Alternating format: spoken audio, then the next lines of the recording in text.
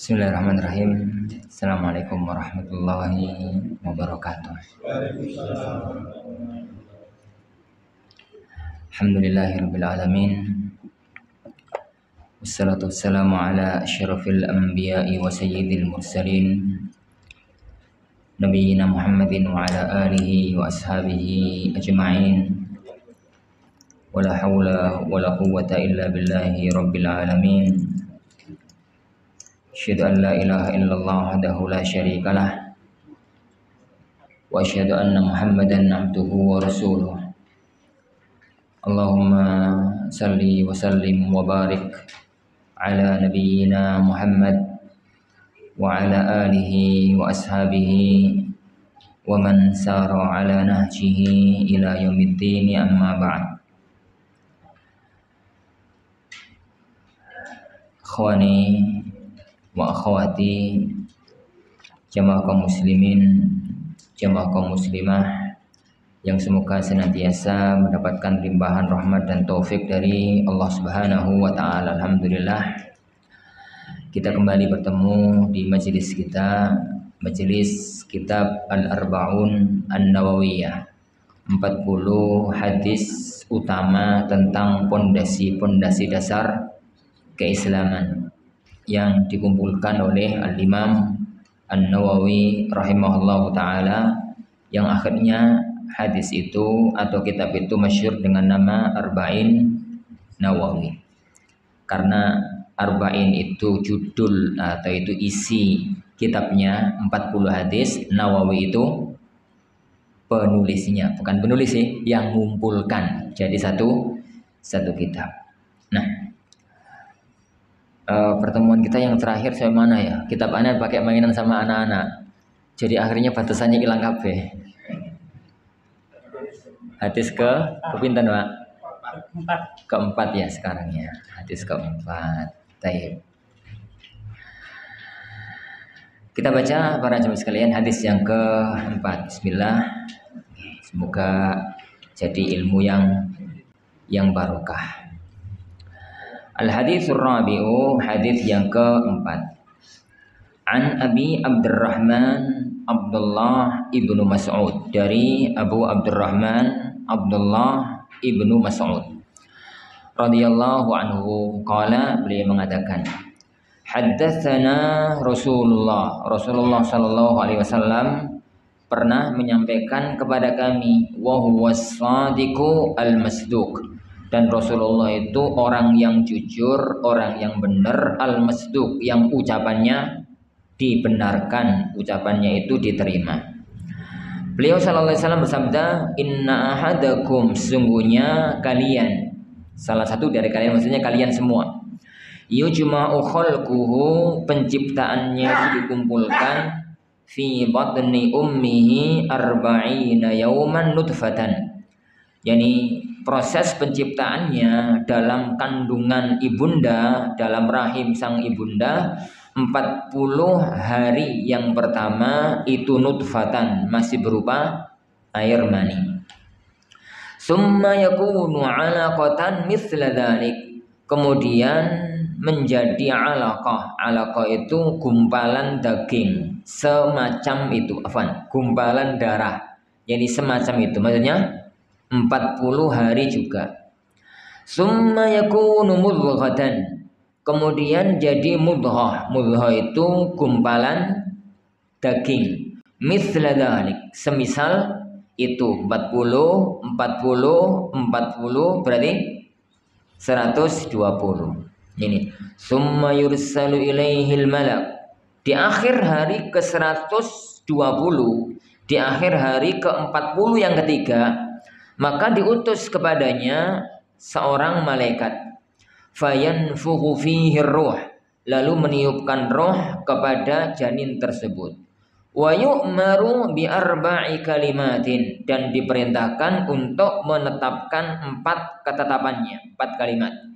Yang pertama, bikatbi rizki, menuliskan, menetapkan rizkinya, wa ajalih, yani ajalnya. Yang ketiga, wa amalih, dan amalnya. Yang keempat, wa syaqiyyin aw sa'id, dia nanti akan jadi orang sengsara atau jadi orang yang bahagia. Wallahi, maka demi Allah, kata Rasulullah sallallahu alaihi wasallam, alladzi la ilaha ghairu, yang tiada Tuhan yang berhak disembah selainnya, inna ahadakum la ya'malu bi amali ahli jannah, sungguhnya salah satu dari kalian itu beramal dengan amalan penduduk surga, hatta ma yakuna bainahu wa bainaha illa dhira', sampai tidak ada lagi jarak antara orang tadi dan antara surga illa dhira', kecuali satu dhira'. Satu dhira' itu ukuran panjang dari sini ujung jari yang paling atas sampai sikut maksudnya apa? Siku sampai siku. Ini namanya satu dhira'. Ingat nggih? Teng zaman Rasulullah niku belum ada meteran. Urung ono sak senti, rong senti itu belum ada. Jadi ukuran pada zaman itu masih pakai standar-standar yang ada pada waktu itu. Ukuran pada zaman Rasulullah itu ba itu dari ujung jari sini ke jari sini. Itu namanya shibr kok ba. Ba itu shibr itu sini sampai sini. Jadi mereka kalau mengukur apa-apa itu berapa shibr. Berapa apa iki jenenge? Jengkal. Kilan Bu. Basa jenengan Pak. Wis dayu. Kilan. Nah, yang kedua lebih panjang lagi, mereka itu pakai dhira'. Dhira' itu satu dhira', maksudnya ini berapa panjangnya? Berapa dhira' begitu. Berapa dhira' itu maksudnya satu dhira' itu sekian sampai sekian. Pakai standar orang dewasa. Yang lebih panjang lagi mereka pakai ba. Ba itu dari sini ke sini. Dari ini ujung jari ini ke ujung jari ini. Begini. Apa baca kitanya? Depa, namanya depa. Itu ukuran pada waktu itu, orang meter, sentimeter, kilometer apalagi. Teng. Sehingga yani ma yakunu bainahu wa bainaha illa dhira'. Sudah enggak ada lagi jarak antara dia dan surga itu kecuali sekedar satu dhira'. Fayasbiqu alaihil kitab. Ternyata kedahuluan sama ketetapan takdirnya. Kitab di sini adalah kitab ketetapan takdir. Faya'malu bi amali ahli nar, lalu dia itu beramal dengan amalan penduduk neraka, fayadkhuluha, akhirnya masuk ke dalam neraka.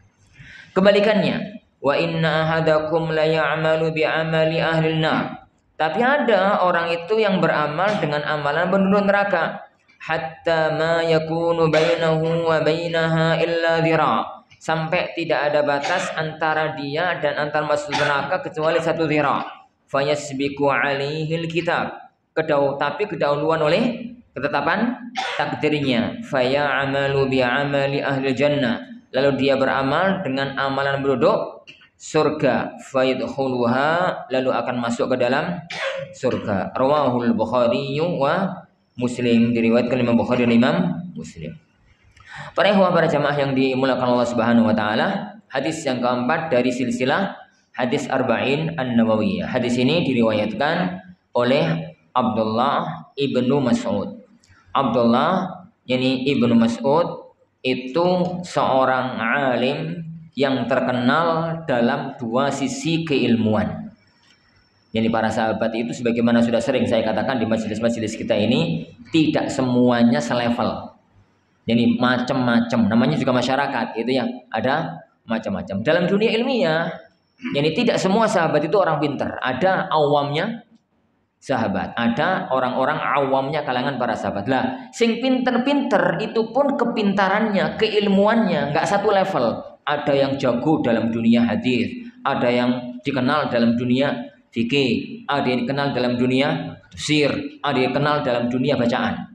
Dalam dunia ini bacaan. Dan Abdullah ibnu Mas'ud ini termasuk orang yang keilmuannya sangat mumpuni. Karena beliau itu seorang alim pertama dalam dunia ilmu qiraah. Ini dalam dunia ilmu qiraah. Bacaan Al-Qur'anul Karim, suaranya merdu, suaranya bagus, begitu. Makanya Rasulullah SAW sampai kepingin mendengarkan Al-Quran dengan bacaannya Abdullah ini ibnu Mas'ud. Suatu hari Rasulullah SAW itu datang Yani apa itu ketemu sama Abdullah bin Mas'ud mengatakan, wahai Abdullah bin Mas'ud, yani bacalah Al-Quran. Abdullah bin Mas'ud heran. Aqra'u alaika ya Rasulullah wa alaika tunzal wa alaika yanzil. Yo, pripun ta ya Rasulullah? Mosok aku yang akan bacakan Al-Quran, padahal Al-Quran itu turun yani kepada jenengan. Yang bawa Al-Quran itu oleh malaikat Jibril bukan ke saya, tapi ke jenengan gitu. Maka Rasulullah mengatakan, saya kepingin mendengarkan dari selainku. Akhirnya beliau membaca surat jadi An-Nisa. Beliau membaca surat An-Nisa dari awal sampai ayat 41, firman Allah Subhanahu wa taala, "Fa kaifa idza ji'na min kulli ummatin bi syahid wa ji'na bika 'ala haula'i syahida." Kemudian beliau mengatakan, cukup wahai Abdullah bin Mas'ud. Itu yang pertama. Suara beliau itu indah merdu gini. Yani indah merdu semacam itu. Itu yang pertama. Yani yang kedua, beliau itu dikenal dengan orang yang jago dalam ilmu tafsir. Di kalangan para sahabat, papan atas ilmu tafsir itu dua. Satu Abdullah bin Abbas, dua Abdullah bin Mas'ud. Itu papan atasnya dalam dunia tafsir. Dan maka riwayat-riwayat tafsir itu ya Ibnu Abbas, Abdullah bin Mas'ud, Abdullah bin Mas'ud, dan beberapa sahabat yang lain sih, tapi yang papan atas tuh dua ini. Yang ketiga, ilmu apa? Ilmu fikih. Yang ketiga, ilmu fikih. Ilmu tentang hukum-hukum agama, baik berkaitan dengan hukum ibadah maupun berkaitan dengan hukum muamalah. Yang penting hukum-hukum Islam. Kata Imam Al-Qayyim Al-Jauziyah rahimahullahu ta'ala, jadi dalam masalah hukum, semua orang itu ilmunya mengerucut kepada 4 orang. Jadi setelah sepeninggal Rasulullah SAW, maka yang jadi rujukan fikih di kalangan para sahabat, setelah para sahabat-sahabat senior wafat ya, Rasulullah SAW meninggal dunia, itu masih ada apa? Para sahabat-sahabat senior. Tapi tatkala para sahabat-sahabat senior itu masih hidup, masalah fikih itu gak kaken masalah. Kenapa coba? Masalah hukum itu gak terlalu banyak masalah. Kenapa coba? Rasulullah SAW wafat. Terus masih ada Abu Bakar, Umar, masih ada yang sesepuh-sesepuhnya para sahabat. Itu masalah-masalah fikih itu gak terlalu ruwet, gak terlalu rumit, sehingga gak terlalu banyak orang itu minta fatwa. Ada 1-2 fatwa sih, tapi ya gak terlalu banyak. Kenapa? Yuk karena masalah hidup yang mereka hadapi belum berubah dari kasus yang ada di zaman Rasulullah SAW. Wis padha ngerti dhewe-dhewe ket biyen ngonoku. Nah, begitu Abu Bakar 2 tahun kemudian meninggal dunia. Ngoten nggih. Jadi Rasulullah meninggal dunia itu tahun 11 bulan Rabiul Awal. Setelah itu Abu Bakar jadi khalifah. Beliau 2 tahun kemudian, 2 tahun beberapa bulan, aku hafal bulan ini. 2 tahun beberapa bulan kemudian beliau meninggal dunia. Diganti oleh Umar, yani Ibnul Khattab. Tatkala diganti oleh Umar bin Khattab radhiyallahu an, Islam itu menyebar. 10 tahun beliau memimpin. 10 tahun beliau memimpin 2 periode. Kalau periode ketiga, 2 periode. Yani 2 tahun beliau 10 tahun beliau memimpin. Yani maka Islam itu sudah masuk ke barat, sudah masuk Mesir. Mesir itu aslinya bukan negeri Islam, tapi masuk wilayah Islam di bawah pimpinan Amr ibn al-As pada zaman Umar bin Khattab. Islam itu ke arah utara, yani masuk negeri Romawi, negeri Syam itu, yani termasuk Palestina. Baitul Maqdis itu masuk wilayah kaum muslimin juga di zaman Umar bin Khattab. Padahal sebelumnya adalah masuk negara adidaya Romawi. Ke arah timur, gitu ya, negeri Persia, Iran, Irak sekarang. Yani itu adalah juga masuk pemerintahan Islam di bawah kekhilafahan Umar ibnul Khattab. Dari sebuah komunitas kecil yang ada di kota Mekah Medina, wong desa. Wong Medina kaum desa. Jenenge wong desa ya masalah ya Pak Bandeng, Pak Putian, Bonggolan, ngono lho, kerupuk setayu ngono kuwi. Masalah-masalah wong desa kan kayak begitu. Begitu sekarang tiba-tiba Islam itu ke tempat-tempat, ke kota-kota metropolitan. Yo mulai ono masalah bursa efek, ya mulai masalah ono masalah ini, masalah ono masalah ngono. Orang-orang itu pada bingung, iki hukumnya piye? Di zaman Rasulullah belum ada, atau ada tapi nggak perlu ditanyakan, wong mereka masih negeri kafir. Lah, yang ada pada waktu itu tinggal sahabat-sahabat dulunya junior, saiki dadi wong tua. Sing tua-tua kan pun sepuh, pun wafat. Yang dua Abu Bakar Umar itu pun wafat. Tinggal sekarang kelas-kelasnya yang dulu di zaman Rasulullah mereka itu anak-anak kecil, anak-anak muda. Sekarang ya jadi tua. Lah, mereka yang akhirnya jadi rujukan hukum dalam Islam zaman itu akhir-akhir masa sahabat. Tapi kan gak kabeh pinter. Maka dalam dunia hukum yang jadi rujukan ilmiah dari kalangan semua sahabat di zaman setelah Islam menyebar kemana-mana itu hanya ada 4 orang. Hanya ada 4 orang. Satu, Abdullah bin Mas'ud. Ini disebut, tak sebut di sini. Ini Abdullah bin Mas'ud. Yang 3 sinten? Abdullah bin Abbas. Ya, yang 2. Jadi Abdullah bin Mas'ud itu rujukan ilmiah di negeri Kufah, di negeri Irak. Di negeri Irak karena beliau tinggalnya di Kufah. Setelah meninggal Umar bin Khattab, beliau meninggal dunia, maka beliau pindah ke negeri Kufah dan menjadi rujukan ilmuwan di sana. Yang kedua, Abdullah bin Abbas itu menjadi rujukan ilmu di mana? Di Mekah. Karena beliau tinggalnya di Mekah. Rujukan ilmu di Mekah. Yang ketiga, di kota Madinah, rujukan ilmu itu Zaid ibnu Thabit, lalu diwarisi oleh Abdullah ibnu Umar. 4 ini rujukannya. 4 orang itu rujukannya. Di Kufah, yani ilmu hukum itu mengerucut kepada Abdullah ibnu Mas'ud. Kalau di kota Mekah, ilmu mengerucut kepada Abdullah ibnu Abbas. Di kota Madinah, ilmu itu mengerucut kepada Zaid ibnu Thabit, kemudian dilanjutkan oleh yani Abdullah, yani ibnu Umar. Dari sini para jamaah yang dimulakan Allah Subhanahu wa taala, Abdullah bin Mas'ud itu bukan orang sembarangan. Perawi atau seorang alim ternama. Yani seorang alim ternama karena menguasai disiplin ilmu dari banyak sisi, yo fikihnya, yo tafsirnya, yo bacaannya, ini semacam itu. Wallahu a'lam. Padahal wong yo fisiknya itu kecil, orangnya itu kurus. Kayak aku paling. Wong itu kurus gitu, wongnya itu kurus, bahkan kakinya itu kecil sebelah. Kakinya beliau itu agak cacat gitu. Yang kecil sebelah. Ini kakinya beliau. Karena wong kuru itu rata-rata itu awake lemes. Oh ya, aku bareng tahu lemes. Yang rata-rata itu awaknya itu lemes, maka diriwayatkan bahwasanya beliau Abdullah bin Mas'ud itu karena mempengi belajar, mempengi ngajar, akhirnya beliau yani jarang puasa sunnah. Kenapa? Wong itu kan beda-beda, Pak. Wong itu beda-beda. Kekuatannya itu, yani itu indahnya Islam. Islam itu menjadikan amalan yang wajib, ibadah yang wajib itu dikit. Amalan untuk perjuangan, untuk berlomba, bukan di titik wajib. Wajib kok berlomba. Yani kak ngelakoni wajib dosa, ngono wae. Kak perlombaan yang wajib itu. Perlombaan itu di mana? Di amal sunnah. Jadi amal sing gak ono batasi itu di titik sunnah. Misalkan sholat wajib, di lomba apa nih sholat wajib? Pomek 5 itu. Yo subuh, zuhur, asar, maghrib, isya, wis to.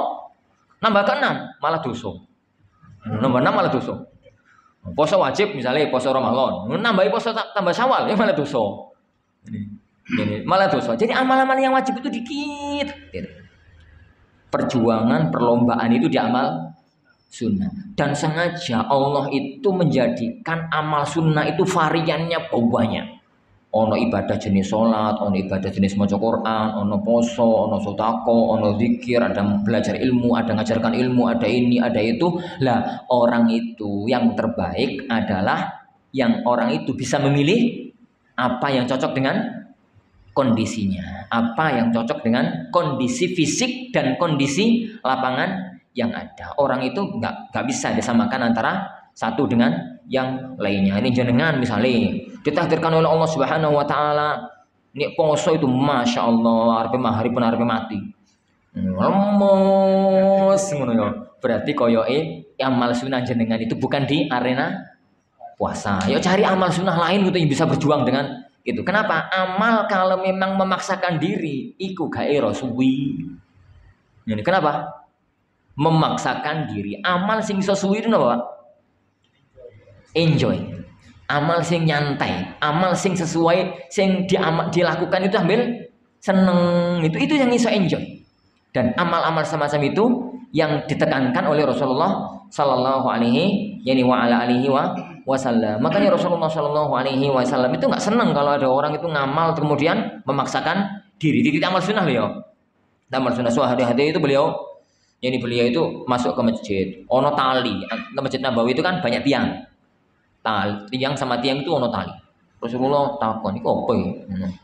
Tali ya Rasulullah. Kanggo apa? Tali ini Zainab ya Rasulullah. Jadi beliau niku nek salat ngono ku nek cuapek ngono ku gendolan. Ya sandaran ngono. Yani sandaran. Maka Rasulullah SAW mengatakan, "Yani i'malu ma tutikun, lakukan semampu kalian. Fa innallaha la yamallu hatta tamallu." Allah itu enggak bosan dengan ibadah kalian sampai kalian bosan-bosan sendiri. Makanya amal ibadah itu yani kecil-kecil tapi lumintu. Itu jauh lebih bagus daripada wakeh tapi del terus wis. Oke, gak kuat terusan nih. Kecil-kecil tapi lumintu. Yani afdhalul a'mal adwamuha wa inqal. Amal sing apik itu adwamuha sing lumintu meskipun nyicil. Titik. Dalem jenengan ya maca Quran. Maca Quran ku pas bar ngaji keutamaan baca Quran. Mun kok aja langsung sedina 10 juz. Dul sedina 10 juz. Sesuk sariawan. Lebih ya ora tau kok. Yo titik gitu ben nanti nyaman. Oh, sekarang ini sak juz nek kuat. Gak kuat yo piro nyaman nambah sampai bener-bener nyaman. Allah. Ya, itu sinten? Abdullah ini Ibnu Mas'ud. Jadi Abdullah ini Ibnu Mas'ud. Beliau mengatakan di sini Rasulullah Shallallahu Alaihi Wasallam itu menyampaikan kepadaku dan beliau itu as-sadiqul masduq. Nah, kok pakai lafaz as-sadiqul masduq gitu? Ini gak lumrah. Ada lafaz hadis semacam itu gak pakai lumrah. Kenapa ya, Wan? Karena kalau seorang muslim tuh hukum asalnya, ini ada orang mengatakan Rasulullah Shallallahu Alaihi Wasallam bersabda demikian. Iku semua muslim tuh ngerti Rasulullah itu jujur, gak mungkin dusta, gak mungkin bohong. Kok katanya ngomong bahasa wah sadiqul masduq itu lho barang itu lho napo. Sampai ono bahasa dan Rasulullah itu benar terus dibenarkan ucapannya. Ini berarti penekanan kata. Kalau sesuatu itu ditekankan padahal gak butuh ono penekanan, itu ngomongnya malah salah. Ini malah salah. Misalnya jenengan itu misalnya nyuguhi tamu. Ketok nih tamu ini jelas-jelas tamu itu kayak tadi pagi ngono apa di rumah jenengan. Wae siang-siang ku kan wae mam to lapar. Jenengan yani sugui. Yani arep nyugui mangan yuk, monggo Mas. Waktunya makan yuk ngono wae landai. Gak usah pakai penekanan Allah demi Allah pencipta langit dan bumi. Sampean harus sekarang makan bersamaku. Ngapo ngono. Lafat wallahi demi Allah pencipta langit dan bumi itu berarti kalimat setelahnya itu ada penekanan. Itu kalau gak diomongi dengan gaya semacam itu kemungkinan didustakan. Itu baru butuh ngomong wallahi demi Allah ngono-ngono. Nek enggak muspro nih bos saya sedayu itu apa yang muspro itu buang-buang energi sia-sia, buang-buang energi. Lafat diungkapkan menekankan padahal gak ditekankan pun ini gak ditekankan. Itu pun yo sudah percaya, sudah sampai ada penekanan wa huwa sadiqul masduq. Itu berarti di situ ada titik penekanan. Di mana titik penekanan itu? Ada dua kemungkinan. Kemungkinan yang pertama karena berita ini berita yang agak berat. Berita yang akan disampaikan ini berita agak berat. Itu butuh keyakinan mantap. Ini butuh keyakinan mantap. Berita tentang prosesi bayi. Zaman itu kan orang ngono SG, zaman itu orang ngono. Yang kedua yang lebih berat lagi yang kedua. Wong biasane ngamal soleh. Karpe masuk surga, baru mendekati masuk surga, ternyata takdiri masuk neraka, akhirnya masuk neraka. Betik ini hati, iya tenanan tuh menurut Rasulullah sabdaku tenanan tuh. Mosok tuh wong api, orang bagus, dia itu sudah mau mati, arep masuk surga, ternyata kok takdiri masuk neraka, akhirnya masuk neraka tenan tuh yo. Jadi sebelum dia tenan-tenan wong, maksudnya jaga diri sebelumnya. Sebelum ditakoni tenan toh. Beliau dari awal sudah ngomong wa huwa as-sadiqul masduq. Itu perisai ben gak ada takoni sing aneh-aneh. Yang kedua para ikhwan sekalian, Abdullah bin Mas'ud itu manggene di mana? Tinggalnya di mana? Medina. Barusan ngomong sama jenengan tadi. Di mana? Di Kufah, di Irak. Di Kufah, di Irak. Lah, di negeri Kufah, di negeri Irak. Negeri Irak itu dulunya orang-orang Persia. Nah, negeri Kufah itu dari dulu itu terkenal negeri balelo. Negeri sing wong itu ngeweyelan. Makanya Rasulullah SAW mengatakan, Irak itu minha tatlu qarnas syaitan. Jadi beliau sallallahu alaihi wasallam itu mengatakan, beliau sallallahu alaihi wasallam mengatakan, Allahumma barik lana fi Syamina, Allahumma barik lana fi Yamanina. Hadis dari Sahih Bukhari Muslim. Ya Allah, berkailah negeri Syam. Syam itu pundi?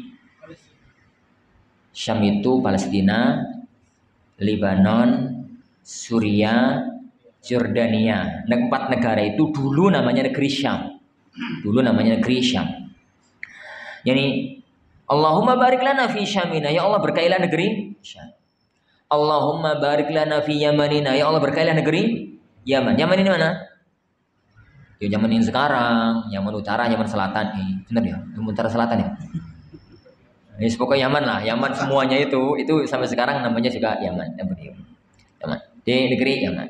Nah, tatkala Rasulullah ngomong semacam itu, ada salah satu sahabat itu asal muasalnya dari Irak. Kok gak disebut? Protes sama nyanyi Rasulullah. Ya Rasulullah, wa fi Irakina ya Rasulullah.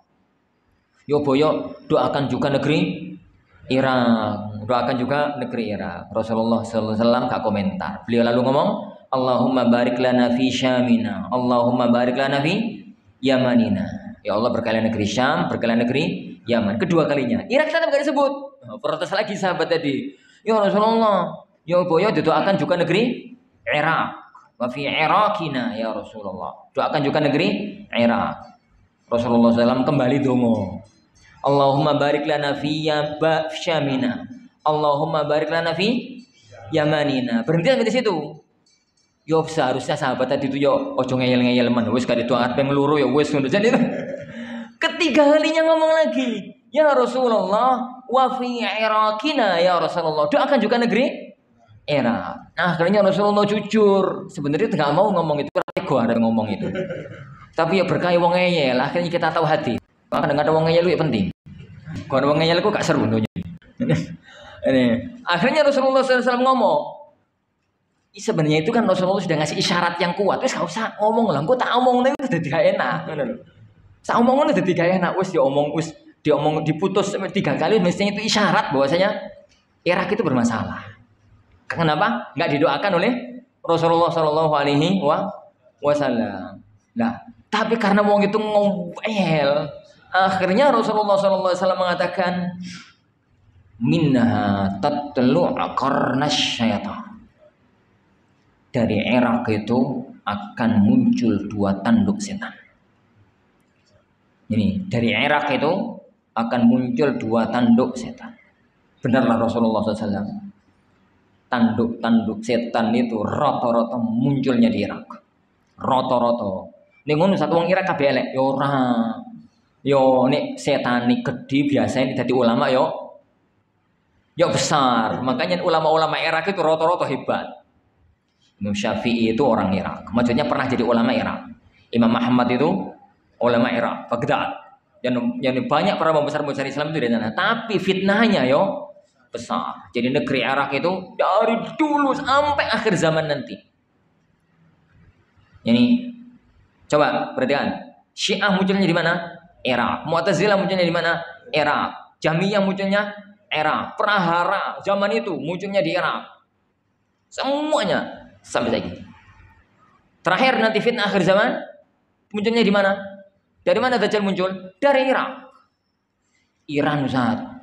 Irak itu zaman saiki, zaman dulu semuanya Irak. Jadi semuanya itu Irak. Wallahu a'lam.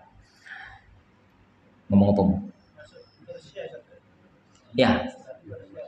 Jadi istilah Irak itu dari timurnya Syam terus ke timur sampai area Bubukitan, sampai area batu-batu cadas Bubukitan. Sampai ngerti peta mboten? Ini Palestina ke area timur itu kan area Syam. Nah, area Syam setelahnya timurnya lagi itu kan Irak peta sekarang.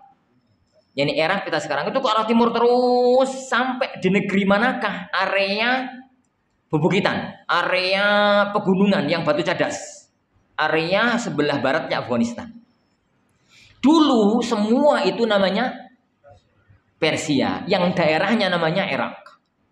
Negaranya namanya Persia, tapi daerahnya namanya Irak. Loh kok ganti Ustaz? Ya mesti tuh ganti. Politik itu kan gonta ganti. Zaman Pak Harto, Timor Leste itu Indonesia. Jadi zaman Habibie di luar Indonesia. Makanya kalau ada orang nulis, jadi saya warga Indonesia yang tinggal di provinsi Timor. Jadi ya Timur itu salah wong iki, wong Timur Leste itu kayak Indonesia loh. Sampai zaman kapan? Ngomongin zaman saiki, bener. Nih itu bukan Indonesia. Nih ngomongin zaman Pak Harto, bener kalau itu Indonesia. Gitu loh gambarannya. Kira-kira semono lah, Pak. Jadi dulu Iran itu nama baru. Dulu semuanya itu masuk kawasan Irak. Dulu ya. Fa'idhan azanillahu yani wa iyyakum. Ya, karena beliau tinggal di kawasan semacam itu, maka beliau ngomongnya dikuatkan. Wa huwa as-sadiqu al-masduq. Wa huwa as-sadiqul masduq. Nah, hadis ini bicara tentang proses terciptanya janin, terciptanya manusia. Proses janin itu berproses di alam rahim. Jadi pada sahabat sekalian, Al-Quran dan As-Sunnah itu buatan kitab ilmiah. Al-Quran dan As-Sunnah itu satu kitab untuk memberi petunjuk kepada umat manusia ke jalan kebenaran, ke jalan hidayah. Tapi kadang-kadang bicara tentang proses alam. Lah, kalau Allah Subhanahu wa taala, Rasulullah SAW bicara tentang sesuatu yang bersifat alam, itu bukan hasil hipotesa, bukan hasil penelitian, itu berita wahyu. Gak mungkin salah. Nek ono salai cuma beberapa kemungkinan. Kemungkinan yang pertama, hadisnya nggak sahih, itu kemungkinan pertama. Kemungkinan kedua, hadisnya sahih tapi pemahamannya yang salah. Kemungkinan yang ketiga, kalau riwayatnya benar, pemahamannya sudah benar, maka lihat, fakta yang dianggap fakta itu yakin bukan fakta. Kalau ternyata hadisnya benar, maknanya benar, faktanya benar, maka harus ada takwilul makna. Takwilul makna itu difahami hadis ini dengan makna lain. Karena fakta dan dalil gak mungkin bertentangan. Contoh. Allah Subhanahu wa taala mengatakan dalam surat akhir surat Luqman. Allah mengatakan bahwa salah satu di antara perkara gaib yang hanya Allah yang tahu itu wa ya'lamu ma fil arham. Gitu. Di akhir Luqman. Jadi 5 kunci perkara gaib yang hanya Allah yang tahu. Salah satunya adalah wa ya'lamu ma fil arham. Hanya Allah yang mengetahui apa yang ada dalam rahim. Salah Ustaz. Bisa dong. Wong saiki ada USG. USG itu ngerti janin apa Iki itu nanti besarnya berapa, lanang apa wedok, ganteng apa ora, bahkan wajahnya sudah kelihatan. Padahal masih dalam perut. Ayatnya gak bener ya. Ayatnya gak bener piye to, Dul? Bener. Ini. Pertama, periksa dulu. Ayatnya sahih apa mboten? Yo sahih lah, mosok ayat dhaif. Ini ayatnya pasti sahih. Yang kedua, ayatnya sahih. Yang kedua, USG itu nggak bisa ditolak. Faktanya nggak bisa ditolak. Perhatikan yang kedua sekarang. Makna dari ayat itu apa? Wa ya'lamu ma fil arham. Yani, apakah benar makna dari ayat itu adalah masalah USG? Yo, mboten. Yani, siapapun yang mengetahui ayat itu dengan baik akan tahu wa ya'lamu dan Allah niku mengetahui ma itu isim mausul. Isim mausul itu yufidul umum gitu kalau dalam bahasa usul fikih. Isim mausul itu menunjukkan makna umum. Berarti artinya hanya Allah yang mengetahui semua yang ada dalam rahim. Ono semua ini. Semua. Dan urusan bayi ini laki-laki perempuan, urusan bayi ini gede apa cilik itu sebagian yang dalam rahim. Yang Allah nafikan, yang Allah tiadakan, yang Allah tolak itu pengetahuan manusia terhadap semua unsur yang ada dalam rahim. Itu nggak mungkin. Duh mati. Kongkon leran Pak berarti. Hah? Taib. Lanjut ya. Lanjut. Jadi semua yang ada dalam rahim. Apa itu semua? Ya Allah yang ngerti janin ini laki-laki perempuan. Allah yang ngerti ini janin ini besar apa? Kecil. Hanya Allah yang tahu bayi ini nanti lahir sehat apa? Sakit. Hanya Allah yang tahu bayi ini lahir hidup atau mati. Hanya Allah yang tahu nanti setelah bayi ini lahir dadi wong nakal atau dadi wong elek. Hanya Allah yang tahu semua itu. Itu gak kena deteksi karo USG yang itu. Itu tuh nggak bisa dideteksi dengan USG. Itu makna wa ya'lamu ma. Ma itu isim mausul yang yufidul umum, menunjukkan makna umum. Makanya kemudian kalau ada orang benturkan antara fakta USG,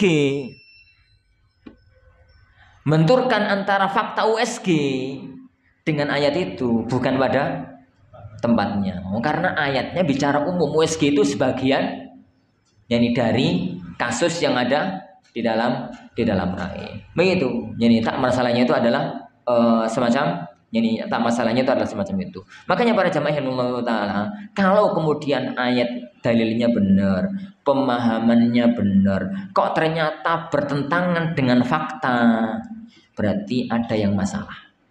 Nggak mungkin benar. Makanya dulu dalam Sahih Muslim, dalam hadis Hudzaifah atau hadis Hudzaifah, beliau menceritakan ada seorang bapak-bapak itu sowan menghadap sama Rasulullah SAW. Dia wadul, saudaranya itu sakit perut. Dia mengatakan, ya Rasulullah, ya Rasulullah, saudaraku sakit perut. Ngoten nggih. Oleh Rasulullah SAW, karena dia ngomong saudara sakit perut, maka Rasulullah mengatakan isqihi asala, kasih minum madu. Oh nggih ya Rasulullah. Ulang. Disuruh kasih minum madu, ulang. Dikasih minum madu. Yang sakit tadi loh dikasih minum madu. Bukannya sembuh tambah parah, tambah guling-guling tambah parah. Keesokan harinya sowan kembali sama Rasulullah SAW karena tempatnya agak jauh, jadi nggak bisa langsung. Keesokan harinya sowan lagi sama Rasulullah SAW. Lalu mengatakan, ya Rasulullah, saudara saya ya Rasulullah kemarin saya bilang kan jenengan sakit perut, terus jenengan suruh ngasih minum madu. Tak kasih minum madu ya Rasulullah tambah parah ya Rasulullah, tambah nemen sakit. Rasulullah SAW kembali mengatakan isqihi asala, kasih minum madu. Itu nih ngadepi dokter paling duduk dokter. Piye wingi wis salah. Wingi sudah salah, saiki dibaleni. Tapi karena sahabat itu ngerti, ini tuh bukan dokter. Rasulullah itu enggak dokter. Ini tuh berita wahyu. Rasulullah kalau ngomong isqihi asala, itu tuh wahyu, bukan hasil belajar ilmu kedokteran, bukan. Belajar ilmu kedokteran soal salahin. Tapi ini tuh berita wahyu. Akhirnya pulang, dikasih madu. Kedua kalinya, hari yang kedua dikasih minum madu lagi, tambah parah. Nomor loro salah ya, parah tambah gak karu-karuan. Keesokan harinya wangsul lagi kepada Rasulullah SAW. Kenapa balik lagi? Nah, kan gak dokter, ini kan Nabi. Ini Nabi ngomong, ya Rasulullah ampun 2 kali ya Rasulullah, tambah nemen, mana ya?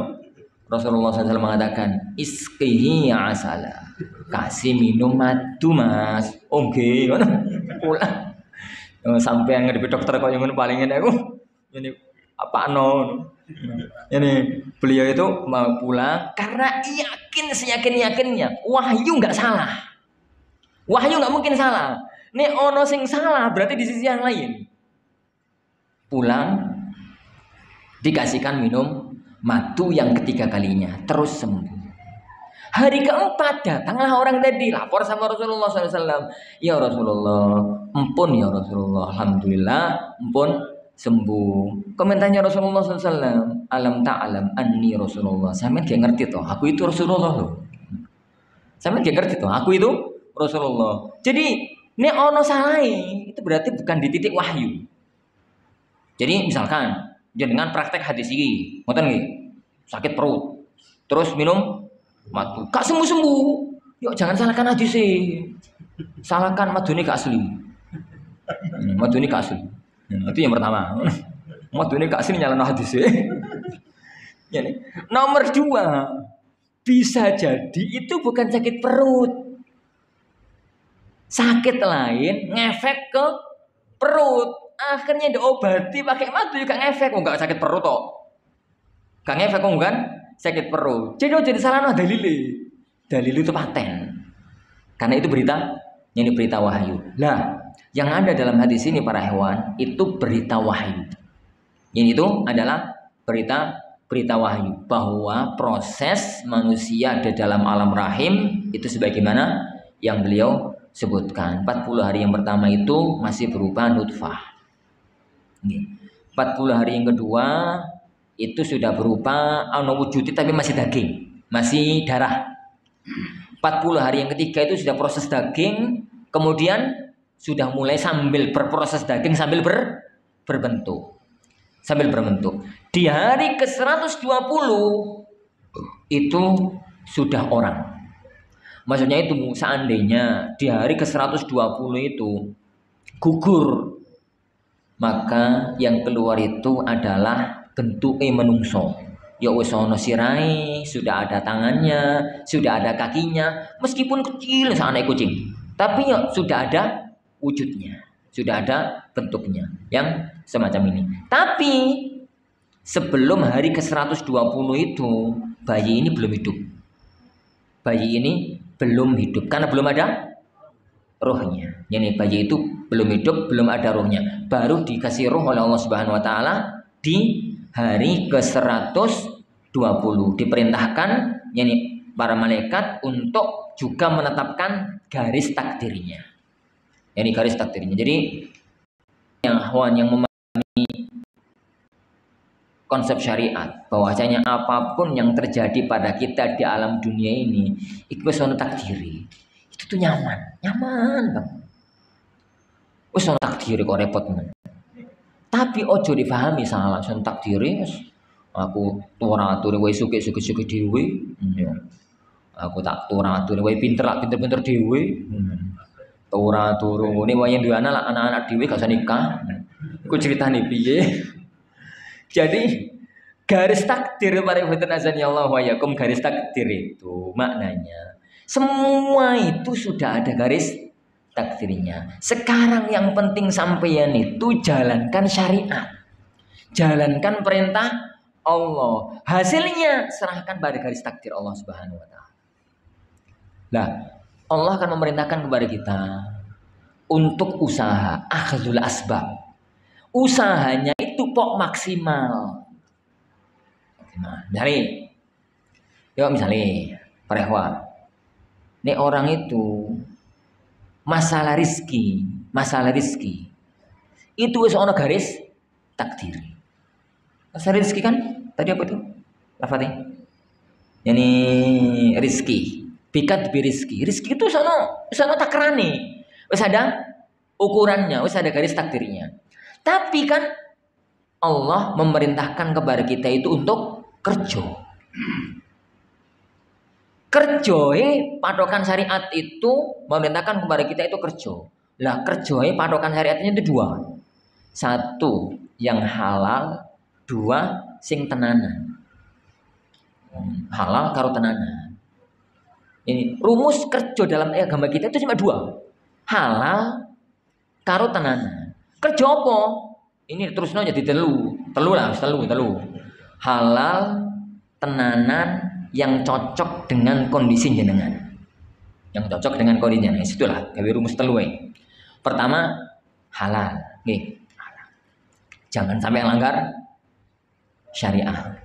Yang kedua, tenanan. Ojo karo-karo takdir selesai-leha engko nek wis suke-suke dhewe. Bukan, perintah syariat itu bukan begitu. Yang ketiga, cocok dengan naluri kejiwaan, naluri fisik kejiwaan. Baik, yang pertama, apa dalilnya coba? Yang pertama, rumus kerja. Iki rumus kerja dalam pandangan syariat. Gak usah pakai manajemen sing aneh-aneh. Nyantai. Manajemen itu ilmu belakangan. Kita pakai manajemen wahyu ini. Yang pertama ya ikhwan, pegang yang halal. Kenapa? Halal haram itu nggak merubah jatah. Nek jatahnya sampean sakmono, diambil dengan cara yang halal ya sakmono, diambil dengan cara yang haram ya sakmono. Makanya kan Rasulullah SAW dalam riwayat Imam Baihaqi, beliau mengatakan Inna Jibril nafatha fi rawi. Sungguhnya Jibril itu menyampaikan kepada diriku, Inna nafsalan tamut, orang itu nggak akan mati kecuali rizki ini ente, ajali ente.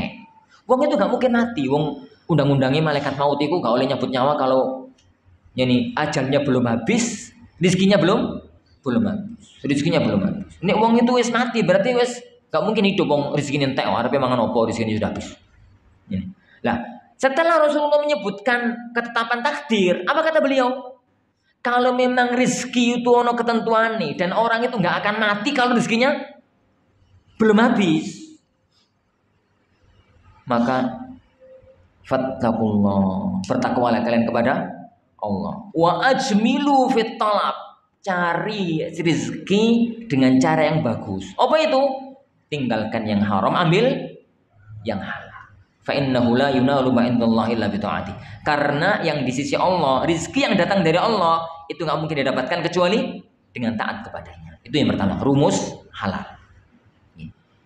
Rumus halal. Hal ini yang membawa rizki itu barokah. Rizki barokah. Podo-podo sak jutai barokah, kalau sak juta gak barokah itu beda tuh. Rizki barokah kalau tidak itu gambaran ini loh Pak, paling gampang itu. Ono dua orang nih, tinggal di tempat yang di komplek yang sama, punya istri sama, maksudnya sama-sama satu, maksud istri sama-sama satu, punya anak sama-sama 3 misalnya, kerja di kantor yang sama, di level jabatan yang sama-sama nggak punya sampingan, itu kan gajinya podo, biaya hidupnya mesti nih podo, wong bojone podo-podo sijine, terus anake yo sama-sama 3 dan sekolah di tempat yang sama. Mestine, Pak, kan gajine podo, kondisi ekonomi keluarga yo podo. Tapi yang mesti begitu? Enggak. Sing A ngomong sak ngomong itu seneng, sumringah, ngerasa cukup, bahkan dipandang orang itu mampu karena sering ngasih sedekah. Itu si A. Si B ngomong sak ngomong jaluk utang, ngomong sak ngomong ngeluh, ngomong sak ngomong itu kurang. Ada apa ini? Ada apa? Itu namanya keberkahan harta. Nah, keberkahan harta itu bukan karena jatah. Keberkahan harta itu karena barokah. Ini jatahnya podo, wong gajinya sama kok. Tapi keberkahan harta. Ini keberkahan harta. Nah, keberkahan itu datang dari kehalalan rezeki. Ini kehalalan rezeki. Gini loh konsepnya. Konsep rezeki itu gini loh. Ini air. Ketbian air. Air. Jadi ini tuh Pak. Nah, itu saya tak minum ini. Ini tak minum separuh ya. Tak minum separuh. Air ini kalau jernih putih gitu, itu diminum seger, digawe nyirami tanaman, pena, disimpen yo layak, gawe opo gitu, masak yo pena. Tapi air ini kotor, yo diminum, mabuk, gawe masak, rusak, di opo gitu ya rusak. Rizki itu kalau bersih maka manfaatnya itu Masya Allah kemana-mana. Rizki itu kotor. Rizki itu kotor. Dapatnya itu dari yang kotor. Podo-podo sak ini tapi kotor. Itu gunung sini. Kurang. Ada satu cerita yang mungkin ngantur ini. Serapa belas. Imam Syafi'i rahimahullah. Itu Imam Syafi'i itu Hasan al-Basri itu lupa. Imam Syafi'i saya ingat. Itu diwaduli sama wong. Diwaduli sama orang. Ya Imam. Pripun nggih. Kula niku kok uripe susah gitu loh. Rezeki ini ketoke akeh, penghasilan ini ketoke banyak, tapi kok nggak cukup. Kenapa? Imam Syafi'i itu ngomong, sampean kerjanya apa Mas? Karyawan. Oh karyawan. Lah gajinya berapa? Anggap misalnya 5 juta. Anggaplah 5 juta, gajinya 5 juta. 5 juta ya Imam. Oh gitu. Ya wis. Kerjamu gimana? Kerjanya gini. Oh gitu. Ya sudah kalau gitu sampean sekarang ke bosmu ya. Minta gajinya dikurangi 4 juta. Minta gajimu dikurangi 4 juta. Protes orang tadi. Pripun toh jenengan ibu? Gaji sekarang saya itu 5 juta. Kurang ya Imam. Kok malah nyuruh? Dikurangi jadi 4 juta itu pripun toh? Wis toh, manut toh. Oh nggih, manut. Pulang ke tempat pekerjaannya ngomong ning bosi. Bos, gaji saya minta dikurangi. Oh tenan toh. Yo sewenang bos e. Ono gaji, ono karyawan model kok ini sewenang aku. Ini minta dikurangi toh. Sebulan, 2 bulan. Gaji dengan gaji 4 juta itu ternyata saya ngeluh. Datang lagi ke imam. Ya imam, mboten mujarab. Terus saya sampean mboten mujarab. Saya tetap kurang. Nyuruh saya tetap kurang. Oh gitu. Kalau begitu kamu minta kurang lagi gaji jadi 3 juta aja. Njenengan pripun toh? Wis ta manut. Manut ya karena yang dihadapi itu Imam Syafi'i, manut. Jadi itu tipikal santri yang mau manut karo gurune. Manut. Mulai-mulai itu minta dikurangin gaji. Bos itu seneng karena kurangi gaji. Ini seneng bos ini. Ngomong-ngomong apa itu? Lah, sebulan 2 bulan itu Masya Allah. Dia itu menghadap saya Imam Syafi'i setelah dikurangi jadi 3 juta, menghadap saya Imam Syafi'i itu sumringah, ketok seneng gitu. Dia datang sama Imam Syafi'i, ya Imam, Masya Allah, Alhamdulillah, sekarang kebutuhan ekonomi rumah tanggaku itu cukup, senang dan luweh, on sisanya gitu loh. Kenapa ya Imam? Dari mana? 5 juta kurang, 4 juta kurang, 3 juta lebih. Itu gimana rumusnya? Imam Syafi'i yang buyang. Ini beliau mengatakan, kamu mau tahu apa rahasianya? Pekerjaan kamu itu Mas, mestinya itu layaknya hanya gajinya itu 3 juta. Jadi duitmu sing bersih itu cuma 3 juta. Tatkala dapat 5 juta, sing 2 juta itu kotor. Duitmu sing bersih 3 juta, kecampuran 2 juta melok kotor kabeh. Maka ini gak cukup kabeh. Tatkala yang 1 juta dikurangi, tetap seono kotori, maka ini tetap digawe kehidupan rumah tangga tetap kurang. Tatkala kotor itu kamu buang, meskipun kelihatannya didik, tapi cukup, ngerti? Oke. Itu namanya keberkahan rezeki. Dan teori ini tidak ada dalam teori ekonomi. Ekonomi pung. Teori ini adanya dalam ekonomi syariah. Bahwasanya patokan awal rezeki itu nggak bisa dihitung dengan matematika. Rezeki itu adalah rahasia ilahi. Patokannya itu, makanya Rasulullah di akhir hadis tadi mengatakan, wa ma yunalu ma indallah illa bi taati. Rezeki yang datangnya dari Allah itu nggak mungkin didapatkan kecuali carinya itu lewat jalur taat. Berarti kebalikannya, nek ono wong cari rezeki lewat jalur haram, kok oleh? Berarti nggak datang dari Allah. Boleh setan, buat kayak iblis, boleh tekan. Maka nih harta nih panas. Harta ini itu panas gak cukup. Jadi kan ini makanya sadar toh. Banyak loh orang itu pada zaman sekalian. Orang itu rezekinya wah kayak tapi Masya Allah kurang. Ya ratu turoma turu kerdu.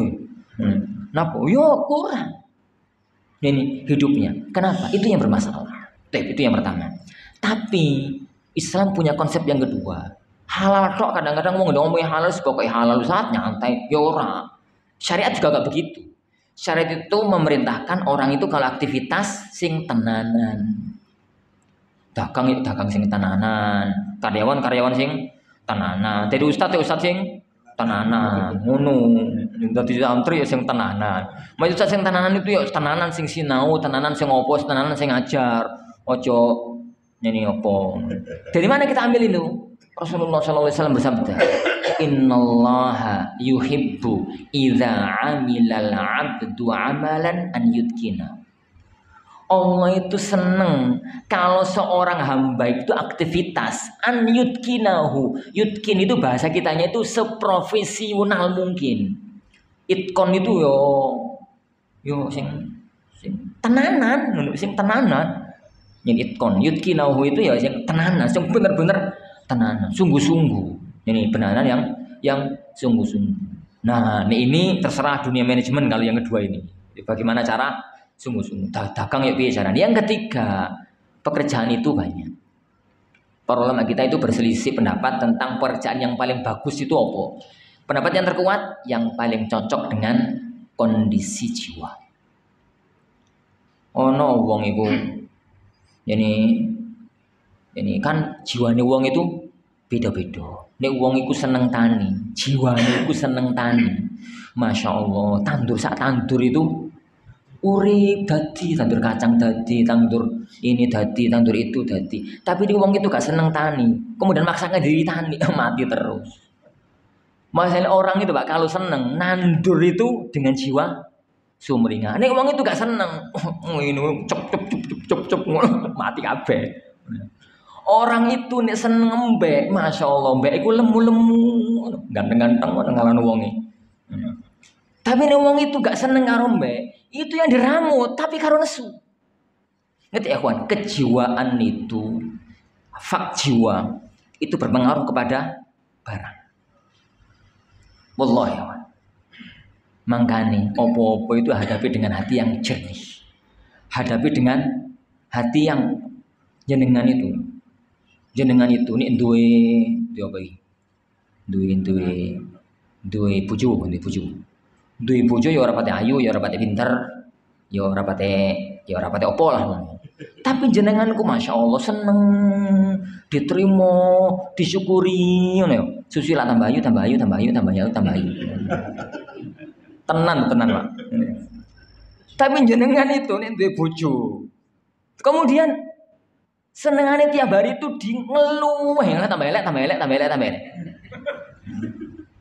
Terus tukaran terus begatan. Jenengan itu kalau punya barang, disenengi, disyukuri, barang itu awet gitu. Nek punya barang, gak disyukuri, cepet mati, cepet rusak. Yakin gitu. Makanya jenengan itu kalau duwe barang wis nesu karepe dol, lah mesti cepet rusak. Kenapa? Hati wis gak seneng. Tapi kalau hati saya seneng, itu awet gitu. Hati nih seneng, itu kan tangan ngelaku yang ngusapi, yang ngelapi, ya rusak titik apa? Ditandani. Tapi nih hati wis gak seneng, barno ngono ya, sak payu-payune. Ya cepet rusak, teman. Perhatikan ya konsep ilahi. Konsep ilahi itu konsep matang. Yang itu mengalahkan semua konsep manajemen. Hanya kaum muslimin sendiri yang kurang mempelajari konsep-konsep syariat. Ini konsep-konsep syariat. Mentah gitu loh tengah. Jadi bahas rizki itu padokane halal to. Gono padokan profesional. Karuanku. Tadi ini sak malas-malas sejak tadi ini pokok rizki sono takerane kok. Loh, sopo sing ngajari semacam itu? Di satu sisi ada orang itu belajar itu sungguh-sungguh, kerja sungguh-sungguh, kamu memahami konsep keberkahan. Akhirnya melanggar syariat juga. Jadi melanggar syariat juga. Itu jadi gambaran semacam ini. Jadi patokanlah dua sisi.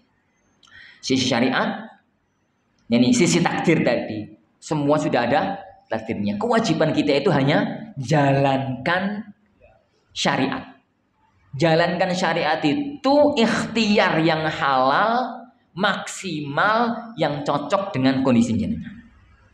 Insya Allah tidak ada yang nggak beres dalam hidup. Nggak ada yang nggak beres ya akhwan. Ini dalam hidup. Makanya akhwan, ini dengan ini saya tutup aja di sini. Penggalan yang kedua tahun depan. Penggalan hadis yang kedua bulan depan insyaallah subhanahu wa taala. Perintah azani Allahu yani wa yakum. Allah itu maha adil. Allah itu menjadikan kebahagiaan hidup di alam dunia itu tidak Allah letakkan di satu tempat. Tapi banyak orang itu yang salah menempatkan bahagia.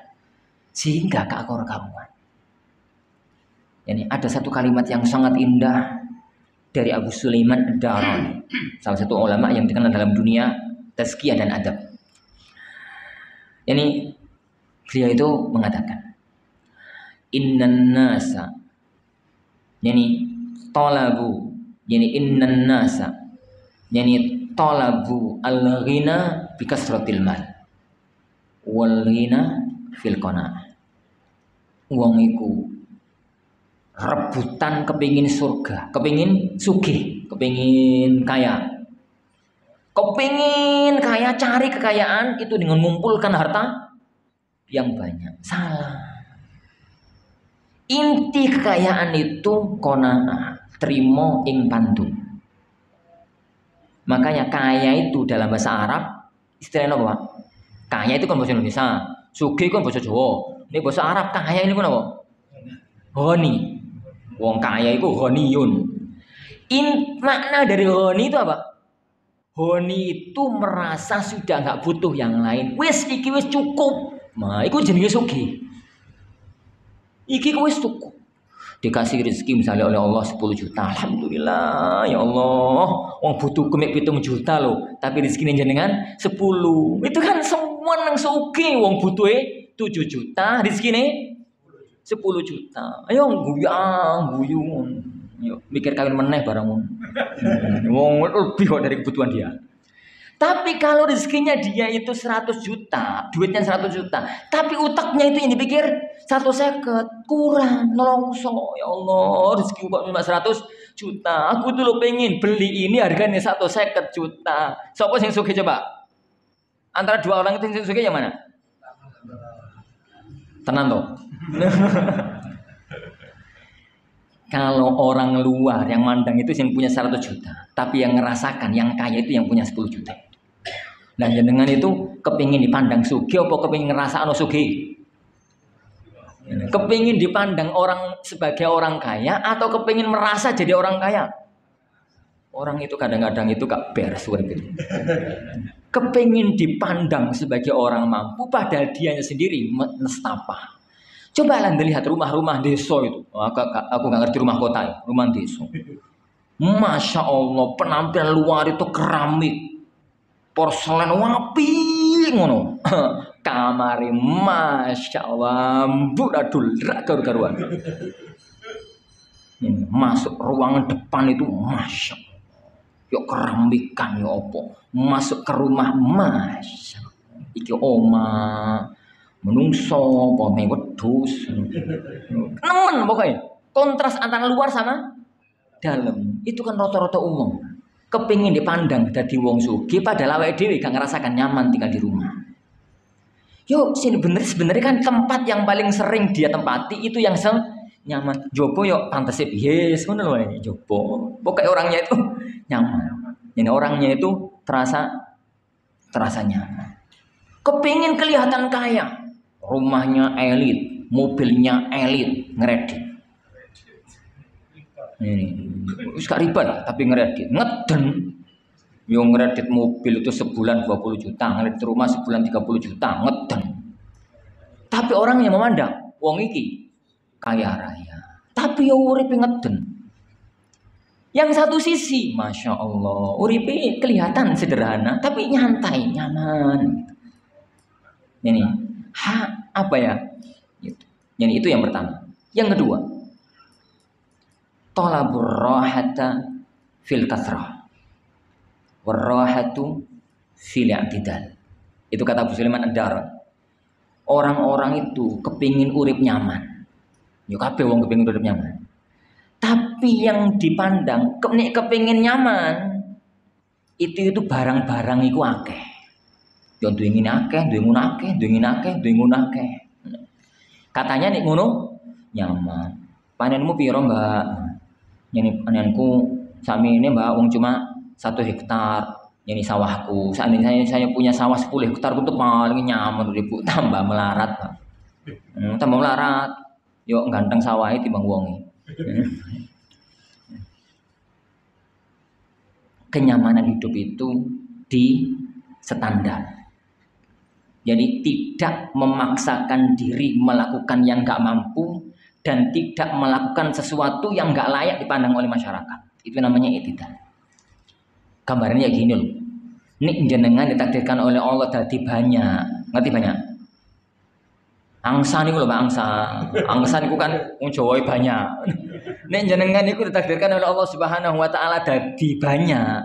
Nek ngendok yo ngendok banyak. Nek jenengan niku takdirkan Allah jadi puyuh, mprit lho, mprit. Puyuh ngendok puyuh. Itu kodrat ilahi. Maksudnya nek jenengan itu takdir banyak. Nek ben ngendok kok mprit, itu banyak edan. Banyak ini. Karena jenengan itu takdirkan oleh Allah Subhanahu wa taala emprit. Oh coba ngendok koyok banyak. Yo jahit itu likur. Masane bidane. Maksudnya apa? Jangan tampilkan diri di luar kodrat ilahi. Itu namanya i'tidal. Nek sampeyan itu memang orang kaya, mantu yo pantese gimana orang kaya. Ben gak dirasani masyarakat sugih pelit. Soge mantu terus berkati ku tipis, segoe itu tipis, terus apa itu lawu iku ndok separuh, terus apa iku peyek separuh, terus opo, yo rasane wong sak kampung, Pak, jenengan, Pak, gak pantes, iku jenenge banyak ngendok, poyo, gak pantes, lebih gak pantes lagi nih jenengan iku poyo.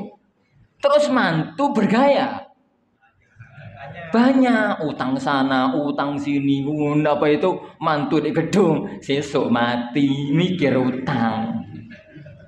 Hidup itu nyantai, warahatu fil i'tidal. Nyaman hidup itu begitu. Jadi makanya Rasulullah SAW itu kan, jadi begitu ngajari orang itu.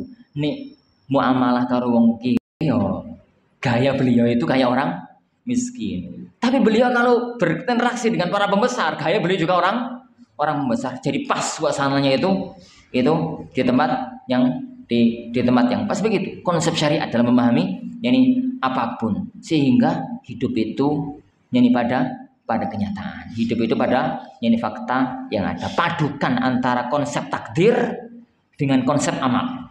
Orang yang mau memadukan antara konsep takdir dengan konsep amal, maka dia orang yang memang berada pada jalur yang tepat. Ada orang itu yang ngomong takdir itu takdir, tapi gak memahami konsep amal. Akhirnya malas. Ini akhirnya malas. Yo gak santri, yo gak sopo, ustad, yo gak santri, yo gak orang. Pokoknya ini ngomong takdir kebablasan itu rata-rata malas. Tapi ini orang itu gak tahu bahas takdir, bahasa itu konsep manajemen, rata-rata cepat mati. Napa? Stres.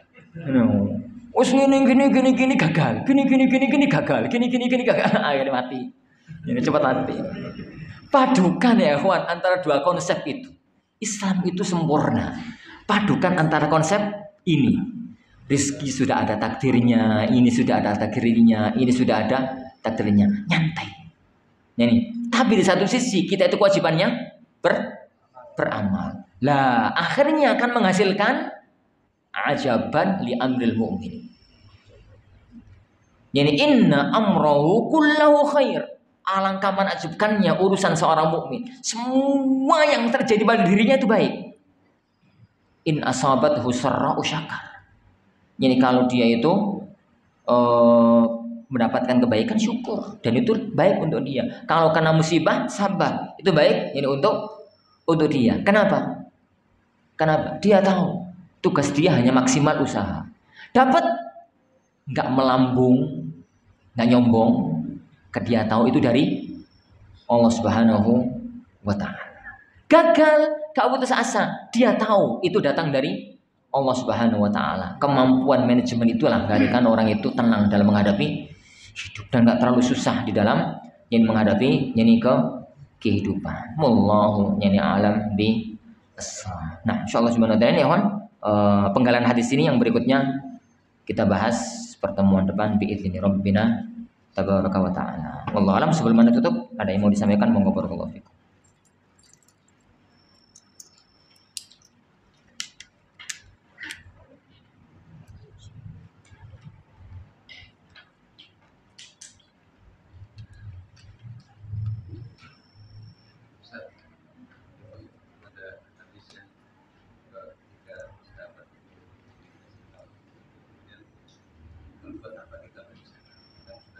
Ya. Jadi hadis itu hadis Suraqah. Jadi tatkala Fatu Mekah itu beliau ngomong sama Rasulullah, ya Rasulullah, ini amaluna hal fi ma madha au fi ma yustaqbal. Ya Rasulullah, amal yang kita kerjakan sekarang itu wis ono garis takdire apa belum? Ini apa belum? Dan menurut yang lain, ya Rasulullah, amal yang sekarang kita kerjakan itu yang di buku catatan itu wis kering apa masih basah? Ini wis basah kan kena dihapus. Dia kering kan wis ora kena dihapus. Maka Rasulullah mengatakan fi ma madha, itu sudah berlalu dan nggak mungkin dirubah. Makanya kemudian Rasulullah mengatakan, "La fa fi malaman ya Rasulullah, kalau begitu ngapain terus kita berusaha? Pasrah kalau takdir selesai. Pasrah aja kalau takdir selesai." Maka Rasulullah SAW menggabungkan antara dua konsep ilahi. Beliau mengatakan, "I'malu fa kullun muyassarun lima khuliqalahu."